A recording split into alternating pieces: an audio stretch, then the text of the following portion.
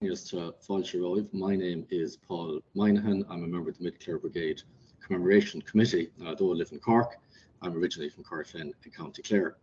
So I'd like to start by thanking the Decade of Centenaries, Clare County Library, History Week, and Dolores Meany for giving me an opportunity to speak to you here today. So what we're going to speak about for the next 30 minutes or so is the 1917 Mountjoy and Dundalk hunger strikes.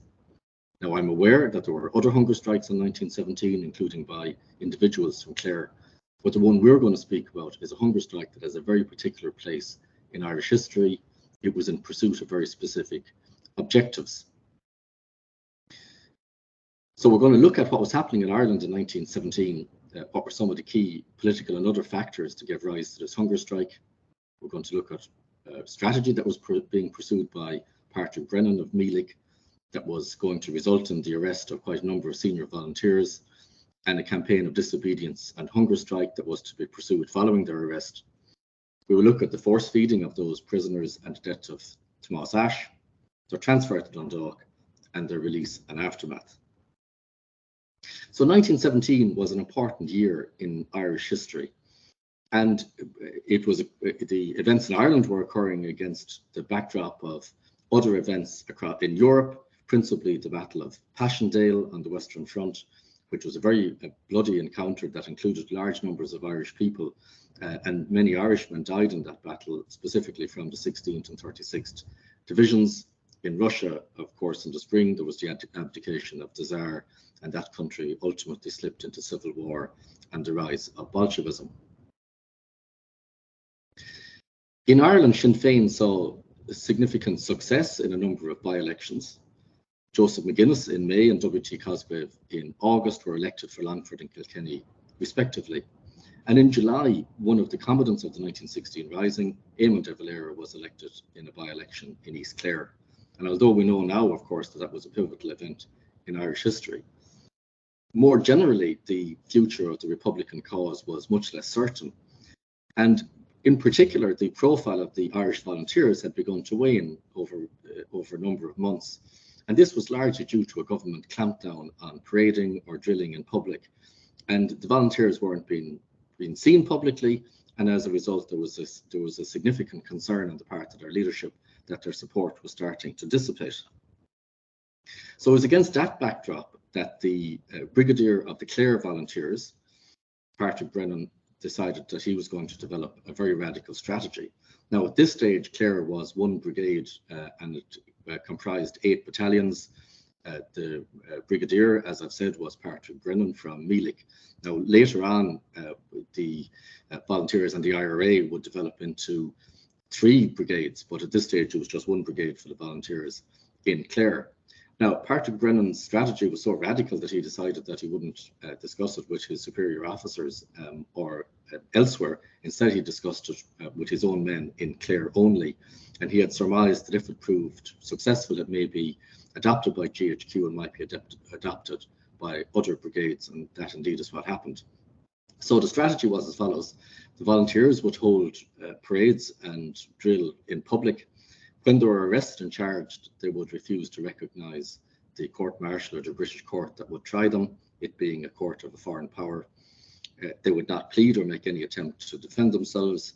And when they were sentenced, they would ultimately engage in a campaign of disobedience and hunger strike for political prisoner status. So he met with his senior officers from across Clare and they put the strategy into action. And in July, all 3 Brennan brothers, Patrick, Michael and Austin, all 3 of them would play an important role in the struggle for independence over the coming years. They were all arrested for illegal drilling, and as was a man from the Scanner by the name of Peadar O'Loughlin.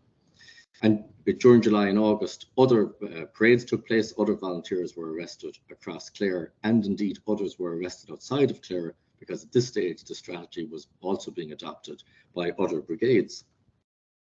So the offence would have been one of sedition, and specifically a breach of the Defence of the Realm Act 1914. And we get an idea of what this offence would have looked like in practice from British military archives that are held at Kew. And during this period, of course, and in particular in the aftermath of the 1916 Rising, some of the senior leaders of the volunteers would have been placed under intelligence surveillance. One of those, and one of the people who has one of the most extensive intelligence files, is John Minihan from Corofin, my own grandfather as it is. And here we have a report given by Sergeant Thomas Casey on the 12th of August 1917. And this is a report into what one of these parades looked like, and this would have been passed on to police intelligence. When I arrived at the Workhouse Road, I saw that John Minihan of Ballykeenacurra was forming all those present into processional order. After a short time, he gave the command, form fours, right, quick march. When the procession was passing where I was standing, I saw Gerard Keane of Corofin in front, carrying a Sinn Féin flag. After him were 12 women marching 2 deep, then 4 men carrying a lighted barrel, and after them 32 men in fours. They marched through the village several times. During the course of the procession through the village, it increased in number until there were about 70 in it. While on the march, the processionalists indulged in singing the Soldier Song and other Sinn Féin songs, and shouting up Cosgrave, up Kilkenny, up Dev, up East Clare. Seditious expressions such as up the rebels, up the Irish Republic, and up Sinn Féin were also frequently made use of. So a number of these parades would have been held under the command of John Minihan and Corofin. At times they involved up to 110 people or more. And it's also interesting, of course, here to see the prominent role that was also played by members of Commemoration in these parades. John Minihan was arrested on the 16th of August. At this stage, he was Vice Commandant of the 5th Battalion of the Clare Brigade. So after their arrest, we get an idea of what happened next from Art O'Donnell. And Art O'Donnell tells us that when he was arrested on the 14th of August, he was brought first to Ennis Barracks. There he met some other volunteer officers who had been arrested. And they were been brought to Cork by train, of course, and they were been brought from, the idea would have been normally to bring them from Ennis Station. But at this stage, as the volunteers were being sent off to Cork, large crowds were gathering at Ennis Station to see them off. And so he's saying that in their case, by devious routes in jaunting cars, they were brought to Clarecastle Station. Now, the crowds figured out what was happening, and they got the train then from Ennis to Clarecastle, and they gave them a send-off from there. They were brought first to the military detention centre, and he isn't very complimentary about their treatment in this particular location. He says they were treated quite badly, the conditions were poor, the food was poor, and they were kept in solitary confinement. After that, they were moved to Cork Jail, where he says things improved and the food improved, and ultimately he and all the others were court-martialed in Victoria Barracks in Cork. He, as with all the other officers, refused to recognise the authority of the court to try them, refused to plead, and refused to decline an opportunity to defend himself. So all of the men would have been brought to Mountjoy Prison, and there were 40 of them in total. 16 of these were from Clare, so they formed a great proportion of them, and that's not surprising given that the strategy had initiated in Clare. And the men would have received sentences from 6 months to 2 years. If it was 2 years, usually that was 1 year remitted.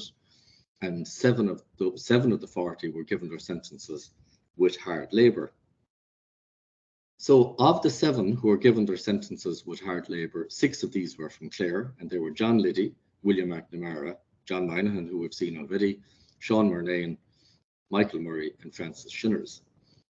And they were held in C Wing of Mountjoy, and they elected from amongst their member the 7th member, and that was Tomás Ashe from Kerry as their leader. And Tomás Ashe, of course, would have been a very well-known national figure at this point. He was the president of the Supreme Council of the Irish Republican Brotherhood, and of course he was one of the prominent volunteers in the Easter Rising, and very fortunate not to have been executed along with Eamon de Valera himself. Of course, both of them spared execution. Of the remaining prisoners then, 33 in total, non-hard labour prisoners, 10 were from Clare, and there were Austin Michael and Patrick Brennan, all from Meelick, Frank Gallagher, James Griffey, H.J. Hunt, or better known as Bertie Hunt, James Madigan, Michael O'Brien, Art O'Donnell, and Peter O'Loughlin from Liscannor. and they were all held in D Wing. So the prisoners then embarked on excuse me, a campaign of disobedience and hunger strike. And this was going to be in pursuit of political prisoner status. Now, Michael Brennan admits many years later that in the beginning they weren't really clear on what political prisoner status involved, so they were going to figure that out, and they did figure that out once they were in prison. So from this point, the non-hard labour prisoners and the hard labour prisoners were somewhat separated in that they didn't have much communication with each other. So the format of these campaigns looks slightly different in each of the areas. So for the non-hard labour prisoners in D Wing, they demanded that they be given outdoor, what they were calling open air work, which they hadn't been given originally. The prison authorities consented to this, and this involved them chopping wood in the wood yard. And while they were engaged in that, they took the opportunity to conspire with each other and to seek to define what political prisoner status meant, and they worked that out. They gave the details of that to Austin Stack, who the prisoners in D Wing had elected as their leader and the overall leader of the prisoners. Also, of course, a very prominent Republican at this point, national figure. And Austin Stack presented those demands to the governor, who duly ignored the demands. And in fact, the only reaction from the governor was that they sought to prevent them from conspiring with each other when they were out chopping wood. And the prisoners, of course, continued to communicate with each other when they were in the yard. This resulted then in many of them being sent back to their cells. And from that point on, they were released into the exercise yard individually. And many of the prisoners then refused to leave their cells or go into the exercise yard at all under those circumstances. In C Wing, the hard labour prisoners refused to do any work, as they were, of course, as the name suggests, they're required to do, or comply with any prison rules. And they did this from day one. And on the 17th of September, they were all placed in solitary confinement on bread and water only. On the 18th of September, the non-hard labour prisoners, finding out what was going on in C Wing, followed suit. And from this point on, they were all moved into C Wing. So they were all together from this point on, all 40 of them. On the 19th of September, they began a campaign of ringing their cell bells and again demanding this political prisoner status that had been, the details of which had been given to the governor. And on the 20th of September, the authorities then, they responded by muffling the bells. The reaction of the prisoners was to then destroy their cell fittings. They broke windows, bedboards, stools, etc., shelving.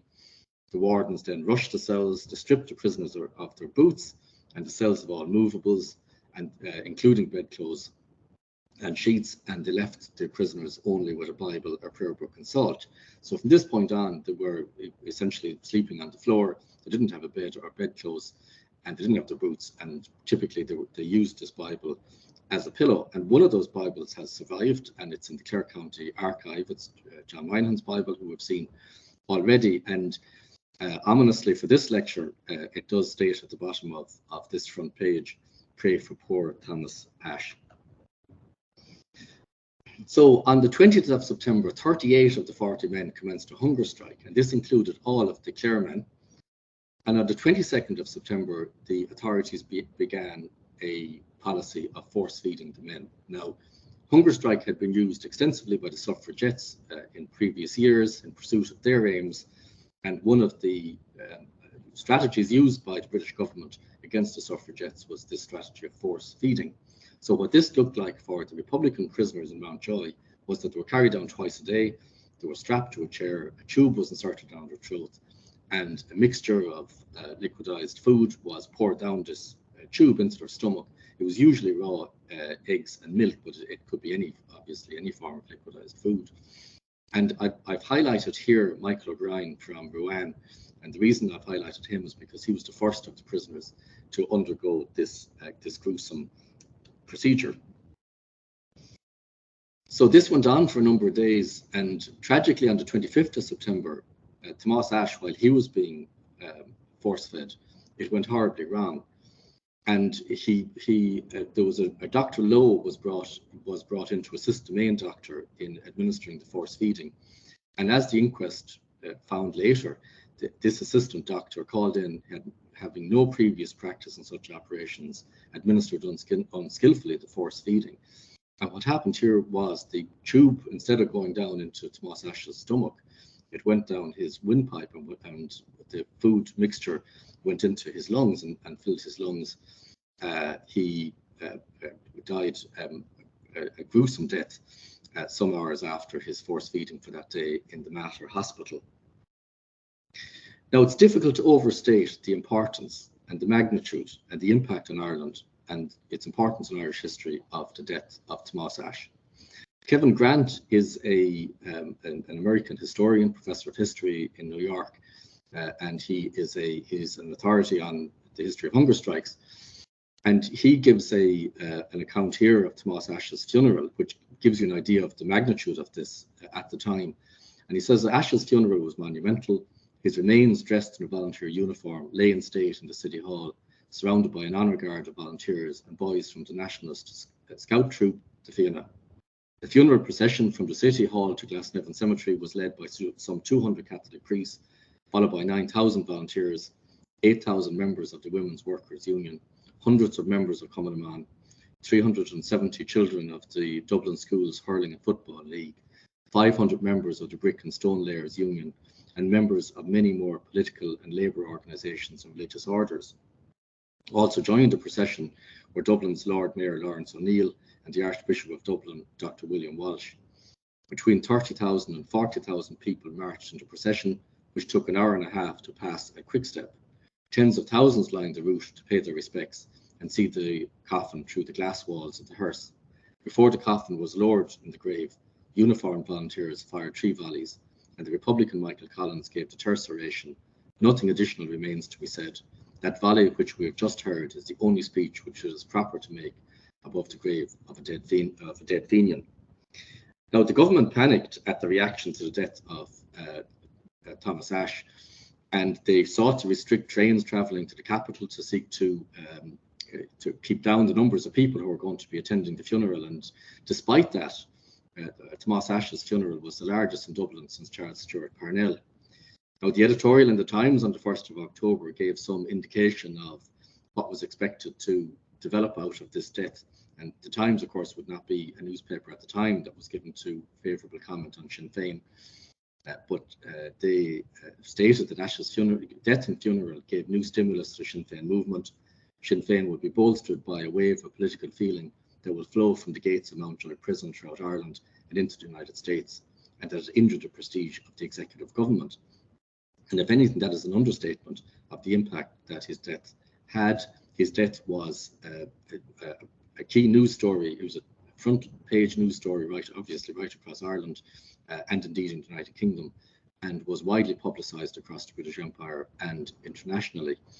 And there was a strong reaction to it. And Ashe, there was a number of reasons for this. First, he was the first Irish Republican to die in hunger strike. There was also the grotesque nature of his death, which appalled many people at home and abroad, and also news of the treatment of the prisoners in general in Mountjoy and the conditions under which they were being kept.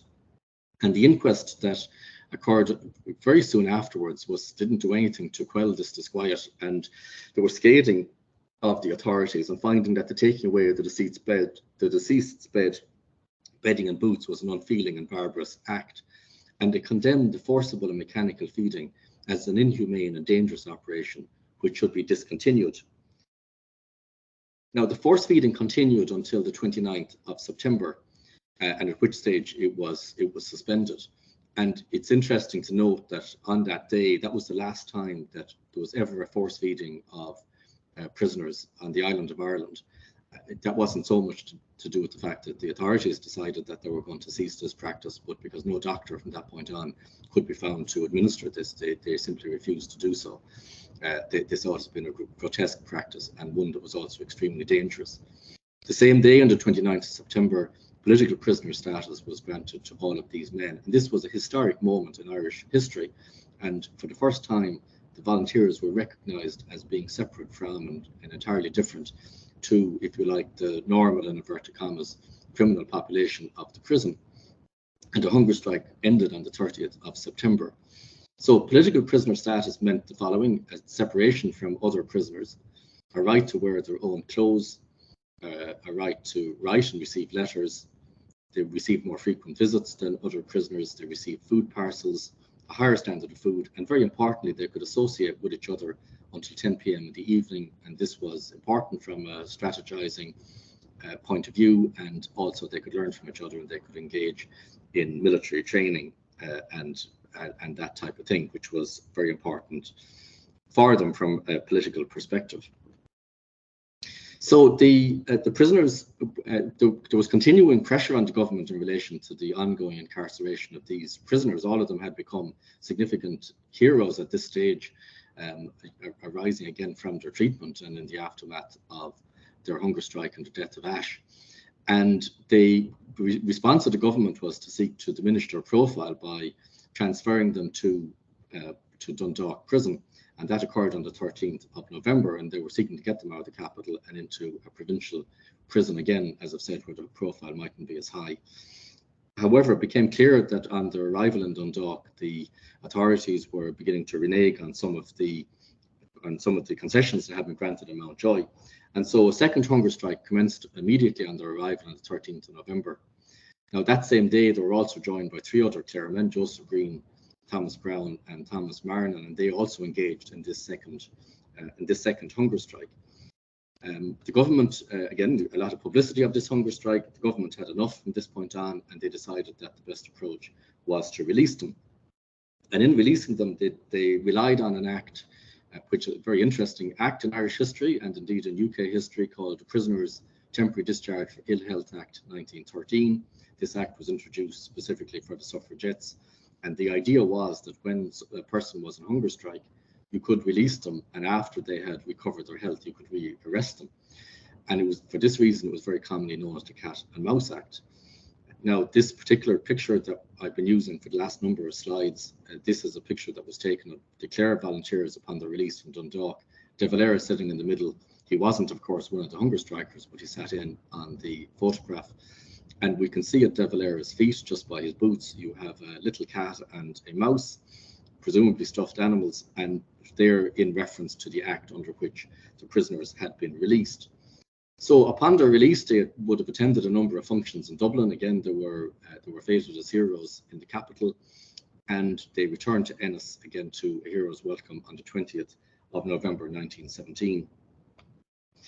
So as I've already said, it's very difficult to overstate the magnitude of the impact of this hunger strike on Irish history, and it's one that isn't fully, as the years have gone by, its impact isn't fully appreciated. And there are some commentators who would state that the impact of the death of Tomás Ashe and this hunger strike had as much of an impact on public opinion in support of the Irish volunteers and the Republican movement, if not more, than the 1916 hunger strike, than the 1916 rising itself. The Kevin Grant, in his book on hunger strikes in the British Empire, and again, he's an authority on hunger strikes, stated that in the history of hunger strikes globally, there were only 3 that destabilized the government's authority: the Mountjoy hunger strike of 1917, the Mountjoy hunger strike of April 1920, and Terence MacSweeney's later in 1920. And he states the first because it triggered the public mobilization of Republican forces, and the latter 2 because they exacerbated a rebellion already underway. The death of Tomás Ashe, of course, cemented his place as one of the martyrs of Irish history, and his martyrdom in particular was one that carried quite heavy Christian overtones. Tomás McNamara, the renowned Clare historian and authority on the revolutionary period, states that this hunger strike realigned support from the Irish Parliamentary Party, the Sinn Féin. Its success resulted in the more widespread adoption of hunger strike by Irish Republican prisoners as a weapon against British authority. And because of the large numbers of Clare people who participated in this hunger strike, it catapulted Clare to the forefront of the struggle for independence. And it would also have to be said, of course, that it was achieved at a terrible price. So Patrick Brennan's strategy succeeded in everything that it had set out to do and more. However, of course, that terrible price was at the life of Tomás Ashe, and also, of course, the conditions under which these prisoners were kept would have had no doubt a lasting impact on them. Again, to underline the importance of this hunger strike in Irish history, in the Mid Clare Brigade Commemoration Committee on the 100th anniversary of that hunger strike in 2017 erected a monument plaque, and this is in Ennis. And in 2021, on the 14th of November, the prison guards of Mountjoy Prison, under the command of James Kelly, with a guard of honour and with a colour party, attended a ceremony that was organised by the Mid Clare Brigade Commemoration Committee, but primarily by the prison service in Ennis, to remember and recognise the contribution of this particular 1917 Mountjoy hunger strike. And this was the first and only time in the history of the Irish prison service that they had a ceremony of this nature outside of the walls of an Irish prison. So it is important that we remember the 1917 hunger strike, Mountjoy hunger strike, that we remember its contribution to the history of Ireland, and that we remember the contribution of all of those men to the freedoms that we enjoy today. Go míle maith agaibh.